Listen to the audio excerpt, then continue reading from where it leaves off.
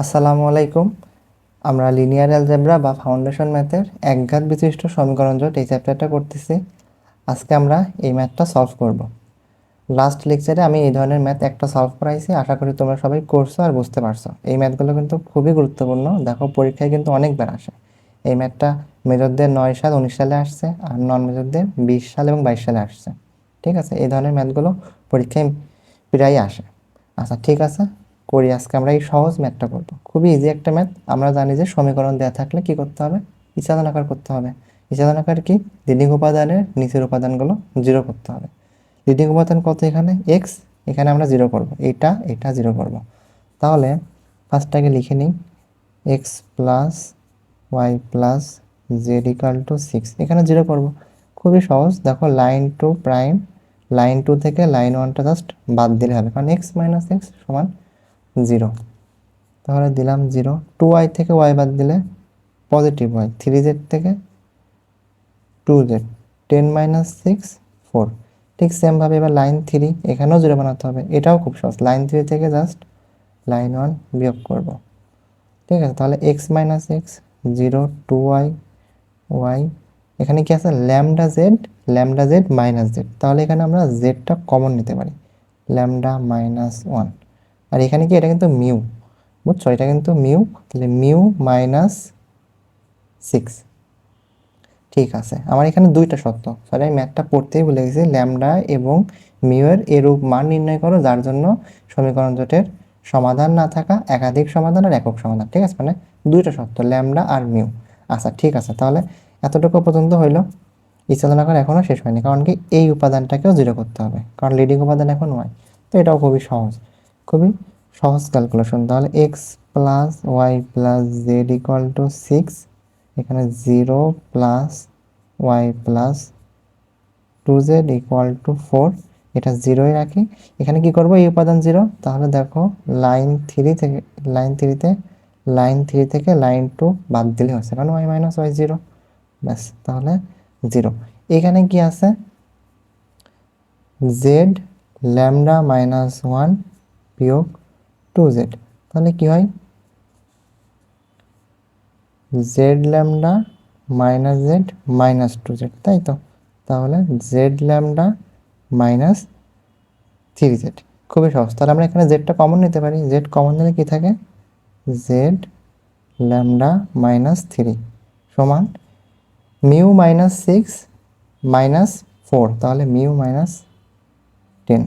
ঠিক আছে, এটা আমার 1 নাম্বার, খুবই সহজ জিনিস। আমার ইচ্ছাধন আকার হয়ে গেছে।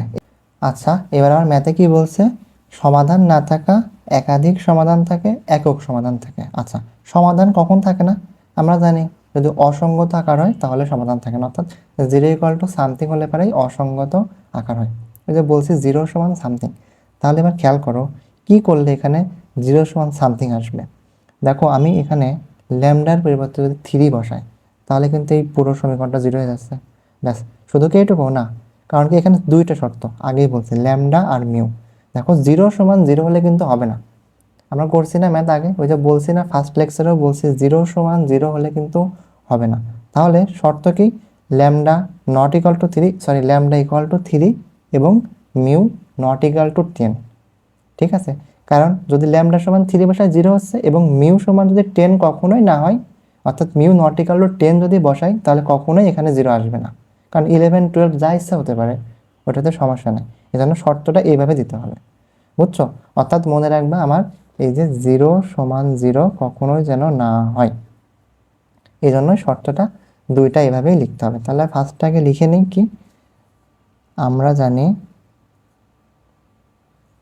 সমীকরণ জোটে সমীকরণ জোটে অসঙ্গত সম্পর্ক, মানে ইচ্ছাধন আকার করার পরে এই সমীকরণ দুটি ইচ্ছাধন আকার করার পরে যদি অসঙ্গত সম্পর্ক হয়, ওই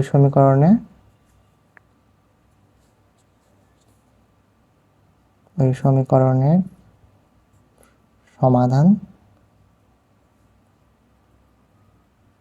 কোনো সমাধান থাকে না, তাই তো? কোনো সমাধান থাকে না। তাহলে 1 নংয়ে কি করব আমরা? ওই যে শর্ত কি দুইটা, ল্যামডা ইকুয়াল টু 3 এবং এটা কিন্তু অবশ্যই দিতে হবে মিউ নট ইকুয়াল টু 10 হলে লাইন 3তে কি হবে? 0 সমান 0 হবে? 0 সমান 0 হবে না। 0 সমান 0 শূন্য ব্যতীত। ঠিক আছে, তোমরা চাইলে এত কিছু না লিখলেও পারো, নিজের মতো ভাষায় লিখতে পারো, সমস্যা নেই। শূন্য ব্যতীত ক্রস আমি লিখে নিই, তাহলে তোমাদের সময় নষ্ট হবে না। আচ্ছা দেখো, এই যে লিখে নিলাম কি, mu not equal two 10, lambda equal two 3 এবং মিউ নট ইকুয়াল টু 10 হলে L3তে 0 সমান 0, মানে শূন্য ব্যতীত কোনো সংখ্যা যা গ্রহণযোগ্য নয়, তাই তো? তাহলে ল্যামডা ইকুয়াল টু 3 এবং মিউ নট ইকুয়াল টু 10 এর জন্য প্রদত্ত সমীকরণে কোনো সমাধান নেই। ঠিক আছে, তো খুবই ইজি জিনিস, যদি একটু বেশি বেশি প্র্যাকটিস করো তাহলে দেখবে যে এগুলো সবই খুব ইজি হয়ে গেছে। আচ্ছা, তারপরে কি বলছে? একাধিক সমাধান থাকে। একাধিক সমাধান কখন থাকে? কোনো সমীকরণ জোটের কি চলকের সংখ্যা সমীকরণ সংখ্যা থেকে যদি বেশি হয়, তখন আমরা জানি একাধিক সমাধান থাকে। দেখো এখানে কি, চলক 3টা, সমীকরণ 3টা, তাহলে কি করতে হবে? আমার একটা সমীকরণ ভ্যানিশ করতে হবে। আমি যদি এখানে ল্যামডা সমান 3 বসাই, 0 হবে, আর মিউ সমান 10 বসাই, তাহলে কিন্তু 0 হচ্ছে। তাহলে 0 সমান 0, অর্থাৎ এই টোটাল সমীকরণটাই ভ্যানিশ। ঠিক আছে, তার মানে আমরা এটা লিখতে পারি, আমরা জানি এটা হচ্ছে 1 নাম্বার, এখানে দিলাম, এটা 2 এর জন্য। ঠিক আছে, আমরা জানি সমীকরণ জোটের, এটা সহজ ভাষায় লিখি। ঠিক আছে, আমরা জানি সমীকরণ জোটে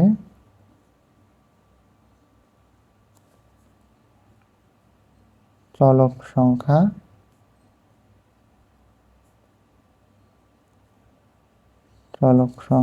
সমীকরণ সংখ্যা থেকে বেশি হলে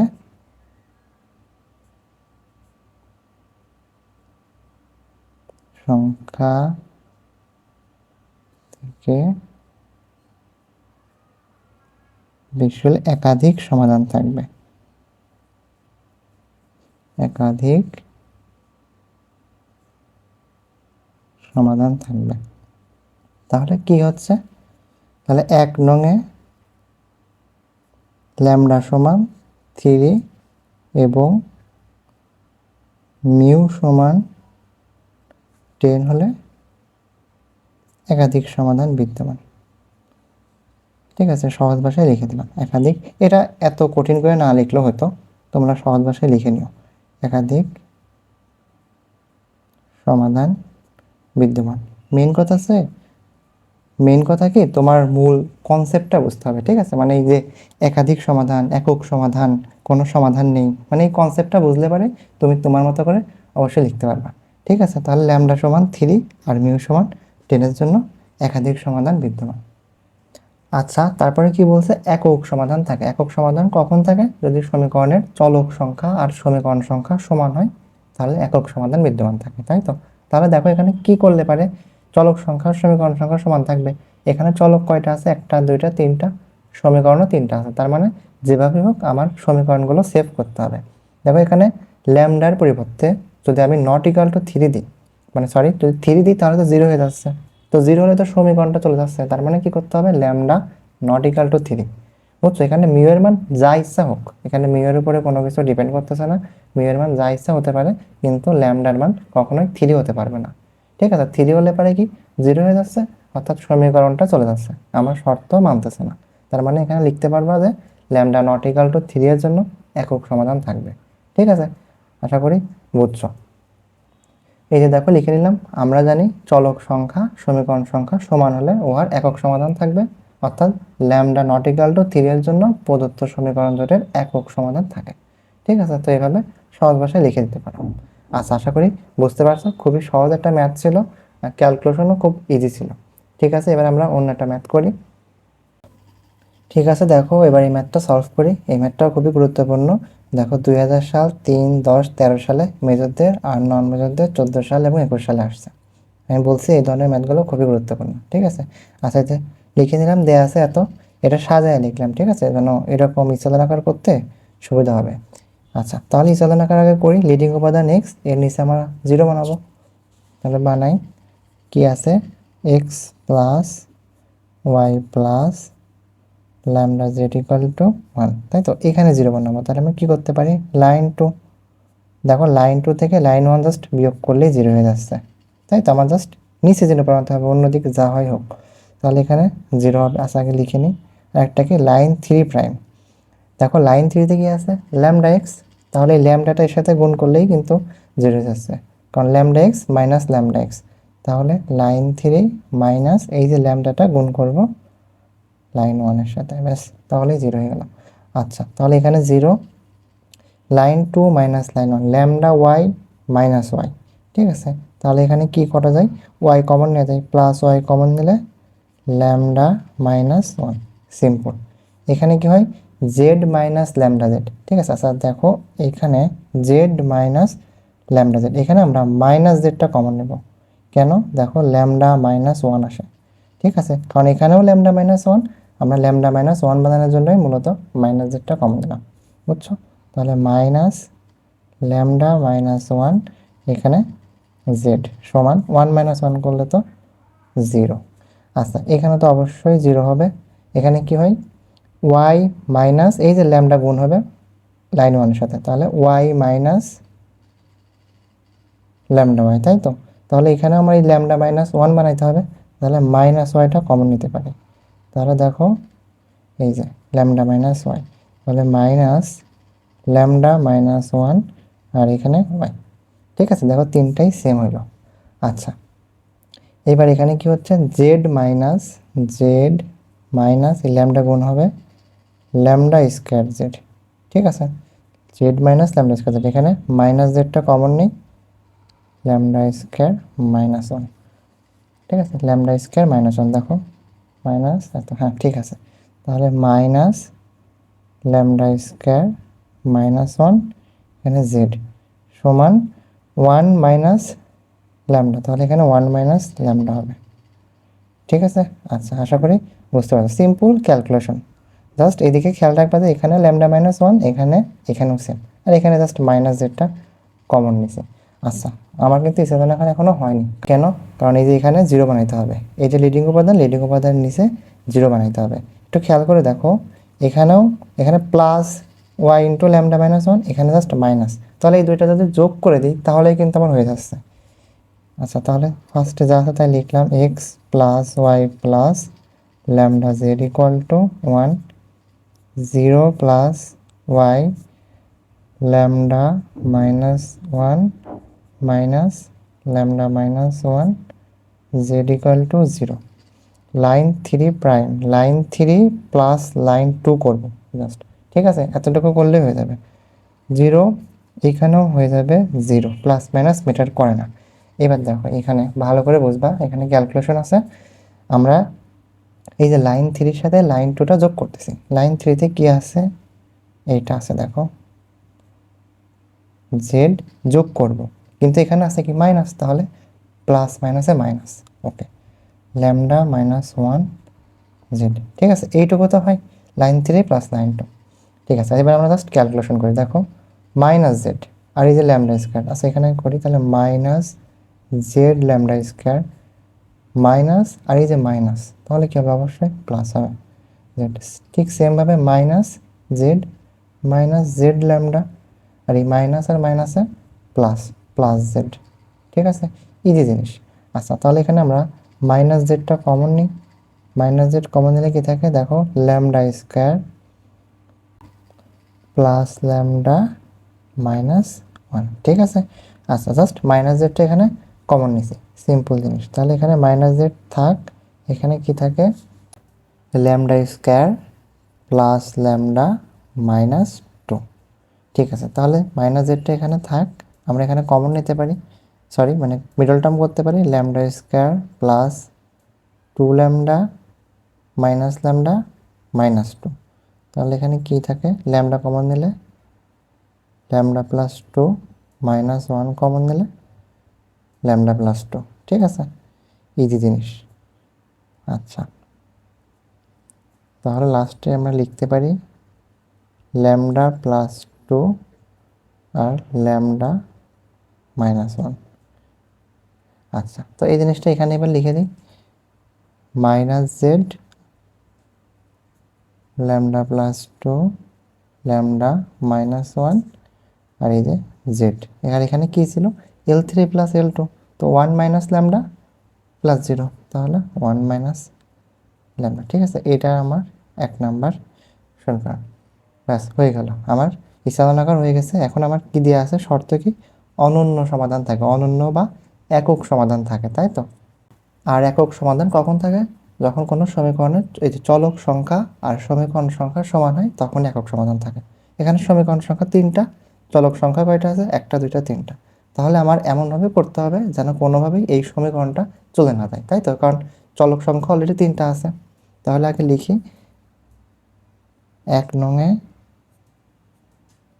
চলক সংখ্যা ও সমীকরণ সংখ্যা। তোমরা এগুলো সাইড নোটে করবা, ঠিক আছে, পরীক্ষায় সাইড নোটে বলছি, রাফে করবা আর কি, ঠিক আছে, রাফে করে নিও, তাহলে আর ভালো মতো লিখতে পারবা। চলক সংখ্যা ও সমীকরণ সংখ্যা সমান হলে একক বা অনন্য সমাধান বিদ্যমান, তাই তো, একক বা অনন্য সমাধান বিদ্যমান। তাহলে আমরা কি করতে পারি এখন, দেখো, এই যে সমীকরণটা ল্যামডা +2 আর ল্যামডা -1, তো এটার কোনোভাবেই আমরা 0 বানাতে দেব না। তাহলে লিখতে পারি lambda +2 lambda -1 not equal to 0 হবে, ঠিক আছে। তাহলে কি লেখা যায়, ল্যামডা ইকুয়াল টু -2 আর ল্যামডা ইকুয়াল টু এই যে পজিটিভ 1, ঠিক আছে, সরি, নট ইকুয়াল টু আছে, নট ইকুয়াল টু, কারণ কি দেখো, -2 যদি আমি বসাই এখানে কি হবে, 0 হয়ে যাবে, তাই না। আবার যদি 1 বসাই, 0 হয়ে যাচ্ছে, তো কোনোভাবেই আমার এখানে -2 বা 1 হতে দেওয়া যাবে না, কারণ 0 হলেই তো আমার সমীকরণটা চলে যাচ্ছে। আচ্ছা, এরপরে কি বলছে, কোনো সমাধান বিদ্যমান না থাকা। কখন কোনো সমাধান বিদ্যমান থাকে না, আমরা জানি যে কোনো সমীকরণে যদি অসঙ্গত আকার হয় তখন কোনো সমাধান বিদ্যমান থাকে না, অর্থাৎ 0 সমান যদি সামথিং হয় তখন মানে সমীকরণের সমাধান থাকে না। তাহলে কি করলে পারে এখানে 0 হবে, দেখো আমি এখানে যদি ল্যামডার পরিবর্তে -2 বসাই, তাহলে এই সমীকরণটা 0 হচ্ছে, 0, আর এখানে কি হবে, মাইনাস মাইনাসে প্লাস, অর্থাৎ 0 = 3 হচ্ছে, তাই না। তো 0 = 3 হওয়া মানে কি, অসঙ্গত আকার। এখন বলবা যে ল্যামডার পরিবর্তে যদি 1 বসাই তাহলেও তো 0 হচ্ছে, কিন্তু দেখো এই যে 1 - 1 0 হয়ে যাবে, এদিকেও 0 এদিকেও 0, ওইরকম কি হলে হবে না, 0 = 0 হওয়া যাবে না, 0 = সামথিং হতে হবে, তাহলে সেটা অসঙ্গত আকার। তাহলে সেই জিনিসটা এবার লিখি। আচ্ছা দেখো, লিখে রাখছি, আমরা জানি সমীকরণ জোটে ইচালন আকার করতে কোনো অসঙ্গত সম্পর্ক হলে ওই সমীকরণ জোটের সমাধান থাকে না।